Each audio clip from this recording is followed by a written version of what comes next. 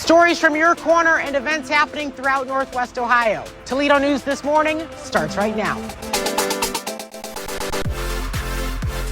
Good Saturday morning, I'm Jaden Jefferson, and welcome to this final Toledo News This Morning of February. And here's the thing, I brought the show outside because it doesn't feel like February. January was an eternity, February is a quick mover, and apparently February also brings spring-like weather. So let's get a check of that forecast. Sunny for today, but don't be fooled. Your high will be in the lower 30s, and your low will be in the mid-20s. Now, I get that it's cold now and this week felt like spring, but I want to help you keep that feeling. So stay tuned, as later in the show, I'll be talking about some events happening today that'll really get you excited for the spring season. With 2 at-large seats currently vacant on Toledo City Council after the exits of Katie Moline to become county auditor and Dr. Tiffany Preston Whitman to lead the city's Diversity, Equity, and Inclusion Department, a call was put out for those interested in applying.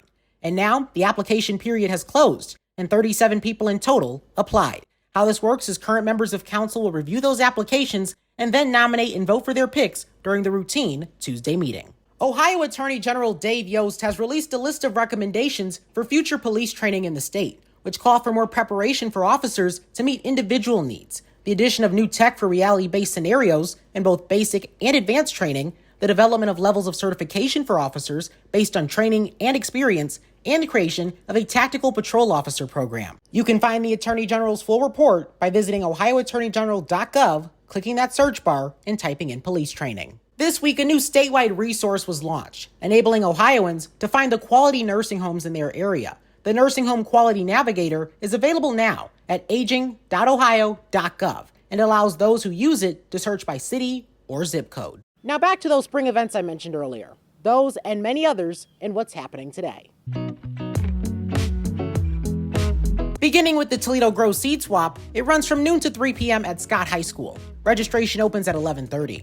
And from swapping seeds to enjoying the beauty in what they create, today and Sunday are the final days of the Toledo Zoo's Orchid Show. Tickets for the event are being sold at toledozoo.org/tickets. The hours are 10 a.m. to 4 p.m. today and tomorrow. And finally, in this trio of spring events, the Toledo Golf Show. It's happening at Tam O'Shanter in Sylvania from 9 a.m. to 6 p.m. today and 10 a.m. to 4 p.m. tomorrow. ToledoGolfShow.com for details. Sunday, the Imagination Station will conclude its National Engineering Week programming, which it dubbed February. Get it? You'll see why in a minute. From 10 a.m. to 5 p.m. today and tomorrow, you can use hoop gliders to test out new airplane wings, fling flyers to explore the forces at work to take flight, and classic paper airplanes to learn about aerodynamics. Admission is free for Lucas County kids every Saturday, including today. If you just can't get enough science today, then you may want to check out Saturday Morning Science at the University of Toledo. It might be right up your alley. The program begins at 10 a.m. in the Wolf Hall Room on the main campus. Before it kicks off, a light breakfast will be provided. This week's discussion, led by Dr. Anju Gupta, will be on the topic of a heat transfer mechanism known as pool boiling. This is a free event with free parking located in Lot 13 from 9:45 to noon.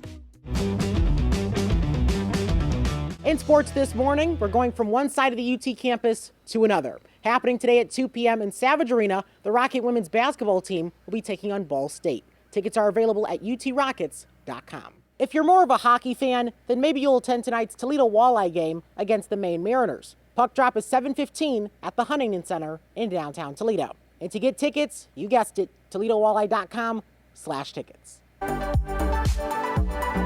Welcome into the cafe, and we're outdoors this time. So I guess it's the Outdoor Cafe. We'll workshop the title, and when I mean we, I'll personally think about it. But here's the thing though, something good happened this week, depending on how you look at the situation. That major AT&T outage. Yeah, thousands of customers across the country were not able to use their cellular data. Now, there were major inconveniences and issues with this, but maybe depending on how you look at the situation, there was a silver lining.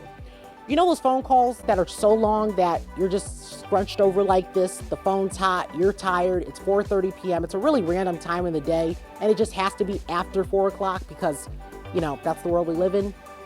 Those were pretty much eliminated because some people had an excuse. Taking into consideration they weren't at home or work and could easily access the internet, problem solved.